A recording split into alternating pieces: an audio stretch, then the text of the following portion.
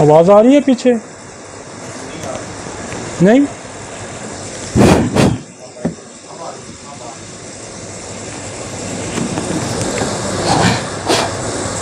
अब आ रही है?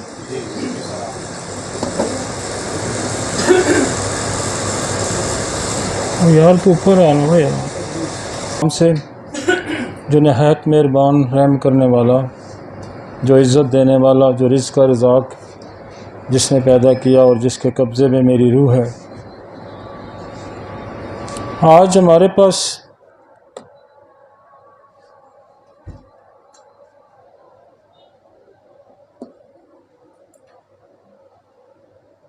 जो हमारे पास टॉपिक है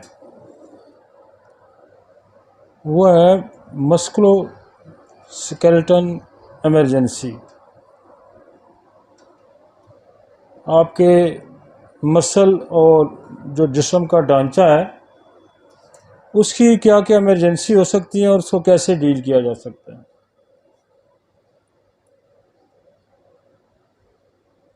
तो ये बड़ी इस तरह की इमरजेंसी आती हैं जिसमें हमारा होम्योपैथी कितना बेहतर डील करती है उसको हम डिस्कस करेंगे। और उससे पहले जो आज का फ्रोज़म है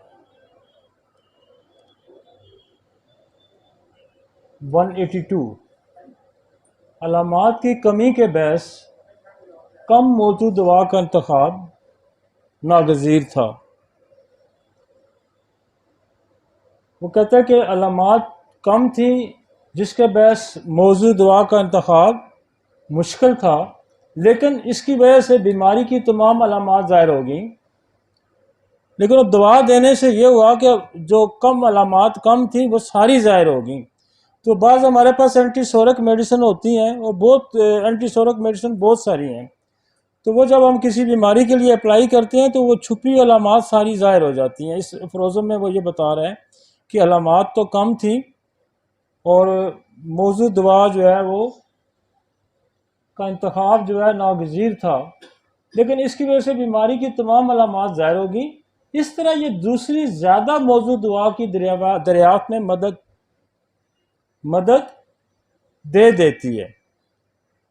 तो ये मैं अक्सर भी जिक्र करता रहता हूँ कि अब जब आपको कुछ समझ जो मौजूद तरीन दवाएँ अगर हम देते हैं और वो एंटीसोरिक है तो आपको पिक्चर क्लियर कर देती है। तो मरीज़ को कोशिश वो ये कहता है कि कोशिश तो करनी चाहिए कि मौजू दवा दी जाए, लेकिन अगर आपके पास मौजू दवा या इंतखाब होने में डिफ़िकल्टी है तो करीब तरीन जो मिलती जुलती है वो दवा दें। और फिर कोशिश आप ये भी करें कि अगर उसमें से कोई एंटीसोरिक दवा करीब तरीन मिलती है तो आपको ज़्यादा मददगार साबित होगी, वो अलामात नखेर देगी। ठीक है जी। टॉपिक नमाज। अब इसमें हमारे पास मस्कुलो स्केलेटल इमरजेंसी में हमने कोई 3-4 टॉपिक बनाए हैं।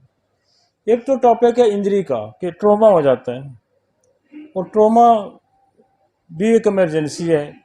किसी को एक्सीडेंट होता है, वो छत से गिर जाता है, कोई चोट लग जाती है, तो ये इमरजेंसी आती है और इसको आपने कैसे डील करना है। और इसमें बोन इंजरी हो जाती है, बोन फ्रैक्चर हो जाता है, मस्कुलर इंजरी है, टेंडन इंजरी है, नर्व इंजरी है, लिगामेंट इंजरी है, ग्लैंड इंजरी है, ऑयल्स की इंजरी है। ये बड़े आम हैं और ये इमरजेंसी आपको डील करनी है और आप कैसे करेंगे। तो उसके पास इसलिए हमारे पास बहुत सारी दवाइयाँ हैं और वो इमरजेंसी जो है बाज़ दफ़ा फ्रैक्चर दूसरे सिस्टम में फ्रैक्चर बोन्स जो है नहीं जुड़ती, होम्योपैथी से जुड़ जाती हैं। आइज़ की इंजरी दूसरे सिस्टम से नहीं ठीक होती है, हमारे सिस्टम से ठीक हो जाती हैं। और इसके बाद जो हमारे पास इमरजेंसी है वो है गोट। गोट जो है वो भी जॉइंट्स पेन होता है, और हम आपको बताएंगे कि गोट क्या होता है और गोट की वजह क्या है। और फिर मैंने कंपैरिजन भी बनाया कि गोट के साथ और कौन कौन सी चीज़ें हैं जिसको हम डिफ्रेंशिएट करेंगे कि कहीं हम कंफ्यूज हो के किसी और मर्ज़ का इलाज करते रहें गोट समझ के। तो ये बड़ा ज़रूरी है कि आप उसको डिफ्रेंशिएट करें कि what is the gout, what is the osteoarthritis, what is the rheumatoid arthritis, what is the rheumatic fever pain, और what is the bacterial infection pain. तो ये 4-5 चीज़ें हैं जिनको हमने डिफ्रेंशिएट करना है। वैसे ज़्यादा इमरजेंसी गाउट की आती है, तो इसको हमने साथ साथ छोटे छोटे टॉपिक इसलिए डाले हैं कि ताकि आप कहीं कंफ्यूज ना हो, कंफ्यूज होकर कोई गलत ट्रीटमेंट ना दें। तो एक तो हमने वो कंपैरेटिव स्टडी डाली है, और उसके बाद एक बैक्टीरियल इन्फेक्शन हमने डाले हैं जो जॉइंट्स पेन पैदा करते हैं, और उसके बाद हमने स्पाइन के अंदर जो इमरजेंसी आ सकती है, मसलन ऊपर सर्वाइकल स्पाइंडाइलोसिस आता है और गर्दन के जो मोरों की वजह से पेन आ जाता है, और वो भी बड़ा सीवियर पेन होता है। फिर नीचे आपका लंबर में आ जाएं, सैक्रल में आ जाएं, तो वहाँ आपका शेटिक नर्व का पेन बड़ा पेनफुल होता है, या वो जो पेन है उसको हम कवर करेंगे। ठीक है जी। तो फर्स्ट हमारे पास आ गई इंजरी।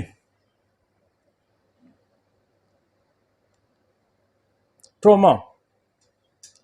ट्रोमा जब होता है तो कोई एक्सीडेंट होता है या इंजरी होती है, कोई हादसा होता है, तो फिर फौरी तौर पर मरीज़ जो है वो डॉक्टर की तरफ रश करता है। तो हमारे जो बहुत सारे डॉक्टर हैं वो इसको डील नहीं करते, वो कहते हैं जी आप बड़े अस्पताल में चले जाएं। लेकिन आप, पहली तो बात है कि फ़र्स्ट एड तो कहीं भी दी जा सकती है, लेकिन होम्योपैथी जहाँ बहुत ज़्यादा सर्जरी रिक्वायर है वहाँ नहीं। तो आम जो ट्रोमा है, इवन फ्रैक्चर हो जाता है, उसको कैसे, ये आपका उसमें बताया भी गया कि कैसे हड्डी को आप जोड़ के बांध के उस पर पट्टी लपेट दें, उसको कैसे डील करते हैं। तो ये इस हद तक भी आप कर सकते हैं, लेकिन मैं ये समझता हूँ कि इस हद तक भी हमें ट्रेनिंग लेनी चाहिए और आप कर सकते हैं।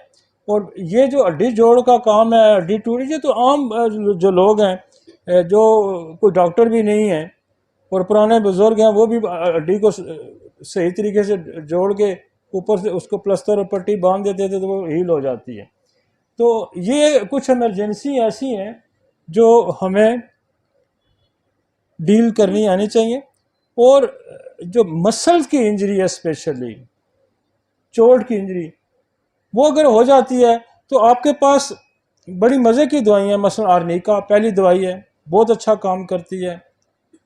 और आर्निका के बाद आपकी मसल की एक और दवाई है जो है बेलेस्पर्नस।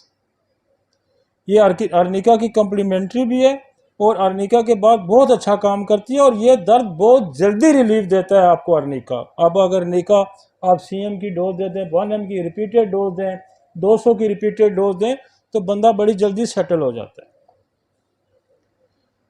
अब मसल इंजरी में आपको फौरी तरफ जो आपको ध्यान जाना चाहिए, और वो ध्यान जाना चाहिए आर्निका की तरफ, वो ध्यान जाना चाहिए आपको बेलेस्पर्नस की तरफ, और वो ध्यान जाना चाहिए आपको रोस्टॉक्स की तरफ।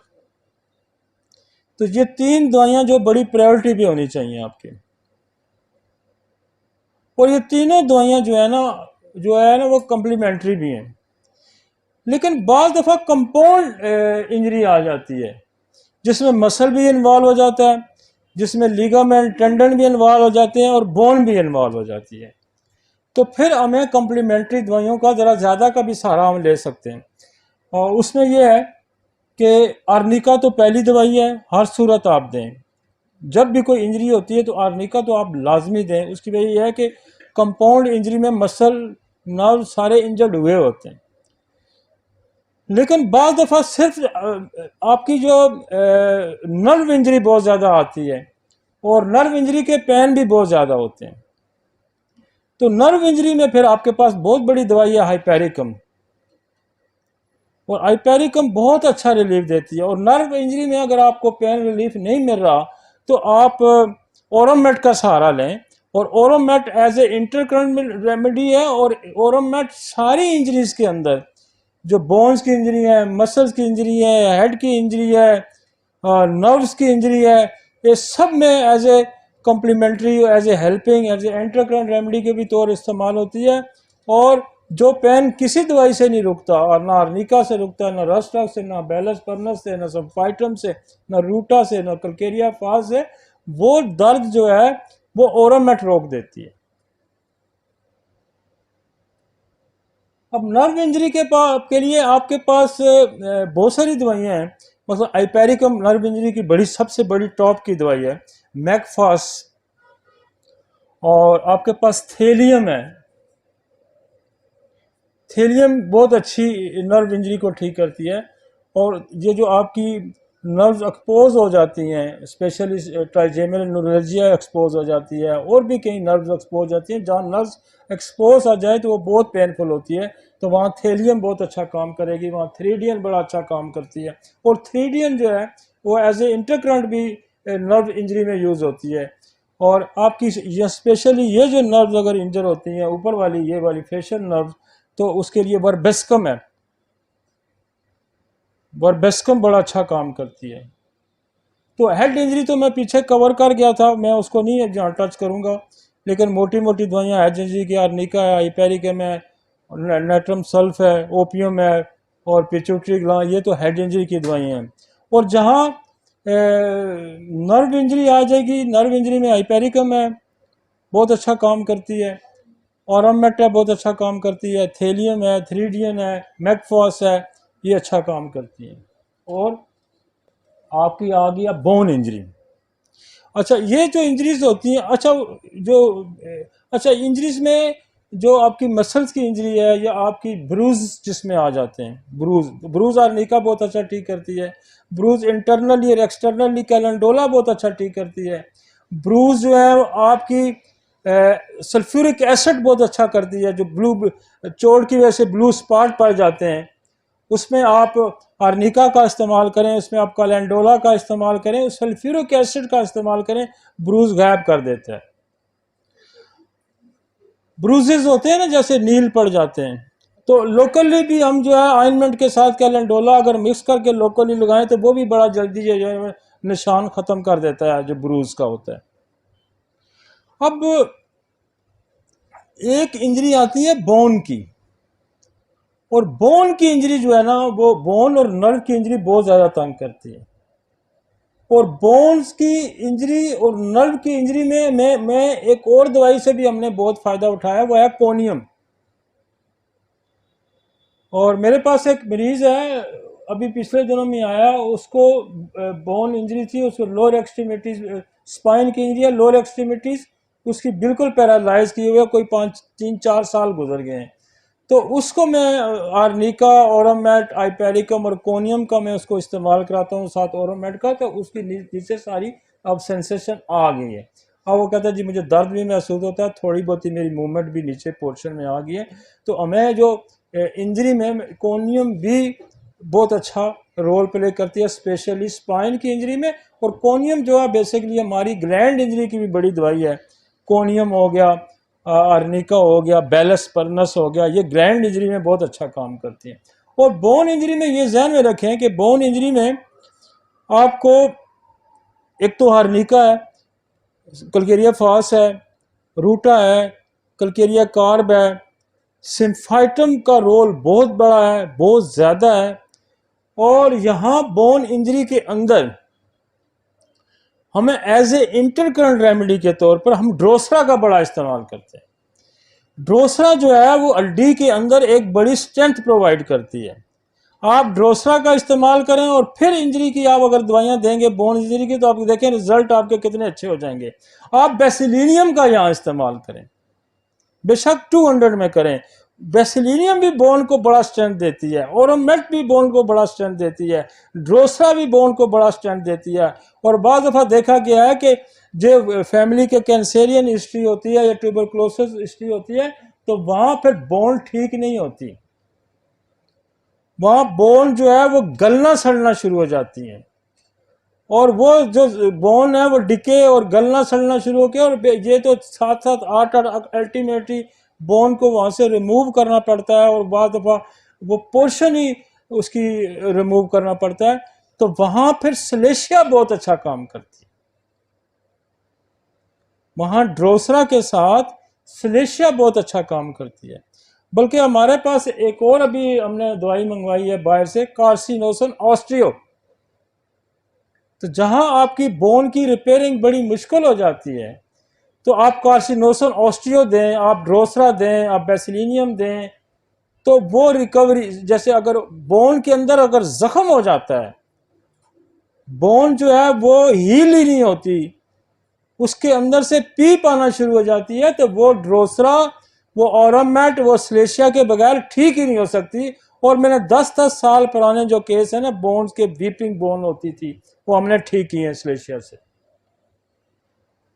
और बोन के गलने सड़ने में एक और बड़ी अच्छी दवाई है, वो है एसाफोटेडा। इसको भी आप बतौर हेल्पिंग मेडिसिन, कलकेरिया फास्ट बहुत अच्छा रोल प्ले करती है, बोन्स के अंदर स्ट्रेंथ प्रोवाइड करती है। और इवन जो ट्यूबरक्लोसिस बोन इंजरी होती हैं वो ठीक नहीं होती, उसमें आप जैसे मैंने स्लेशिया का, लेकिन अगर वो टेम्परामेंटली, मैं वैसे देखता नहीं बोन के उस इंजरी के अंदर जो हील नहीं होती, हम उसमें स्लेशिया का तो कसरत से इस्तेमाल करते हैं। लेकिन अगर आप मजाजन या ट्यूबरक्लोसिस की भी हिस्ट्री मिलती है तो आप जो है वो फास्फोरस का भी इस्तेमाल कर सकते हैं। फिर हम नमाज पढ़ लेते हैं, तो फिर मोर और मॉर्फिन और पेन किलर इतने स्ट्रॉन्ग लगाते हैं तो उनको फर्क नहीं पड़ता जितना ये इन हमारी दवाइयों से फर्क पड़ता है। तो आप कंपाउंड इंजरी के अंदर जो है वो आप जो पेन अगर बहुत सीवियरिटी है, नर्व्स की पेन, तो हाइपेरिकम मत भूलें, सिम्फाइटम को। अच्छा, सिम्फाइटम तो ऐसी है कि मैंने जो मेटास्टेसिस के, बोन मेटास्टेसिस, जो कैंसर जो बोन में चला जाता है, उसमें भी सिम्फाइटम के बड़ा बड़ा मज़े का रोल प्ले करती है। और वो जो मार्फिया और जो ट्रामोल के इंजेक्शन लोग लगवाते हैं उनके कंट्रोल नहीं होती है, तो उसको हम सिम्फाइटम विद अल्टरनेट काउंट लेते हैं, हम उसके साथ क्या नाम है, ऑरोमेट के साथ, रूटा के साथ, तो वो बहुत अच्छा मेटास्टेसिक पेन जो है बोन का वो ठीक कर देती है। इसलिए आपके पास जो फर्स्ट इमरजेंसी स्केलेटन की आएगी वो इंजरी की आएगी, ट्रॉमा आएगा। और फिर वो भी आ सकता है कि फॉल आ गई है, ऊंचे से जगह से गिरा है। तो जब हाइट से कोई गिरता है तो फिर दवाइयां थोड़ी बदल जाती हैं। फिर आपकी आएगी नेट्रम सल्फ, फिर आएगी आपकी सेक्यूटा, फिर आपकी आएगी मिलीफोलियम, फिर आपकी आएगी मिली लोटस। हाइट, छत से गिर गया जी, मिली लोटस बहुत अच्छा काम करती है, सेक्यूटा बहुत अच्छा करती है। और फिर उसके गिरने से बाद फिट्स पड़ने शुरू हो जाते हैं, तो वो सेक्यूटा बहुत अच्छा करती है। और फिर फॉल हिस्ट्री पे आर्टिमिशिया विल्गेरस बहुत अच्छा काम करती है। जो छत से गिरे हुए लोग होते हैं जिनको हेड इंजरी हो जाती है और वो उस कॉज की वजह से फिट्स बढ़ना शुरू हो जाते हैं, तो सेक्यूटा है, नेटम सल्फ है, मिलीलोटस है, मिलीफोलियम है, और आपकी एक और अभी मैंने आर्टिमिशिया विल्गेरस। तो कोई इंजरी का टॉपिक काफ़ी हद तक मैंने वो उस तरह से, तो जो इमरजेंसी के तौर पर। और फिर आपके पास जो इंजरी, सर्जिकल इंजरी आ जाती है, बाद लोग सर्जरी करा के आते हैं तो वो ठीक नहीं होते, और उनके पेन नहीं ठीक होते, उनके जख्म नहीं ठीक होते, तो वो भी एक किस्म की इमरजेंसी लागू हो जाती है।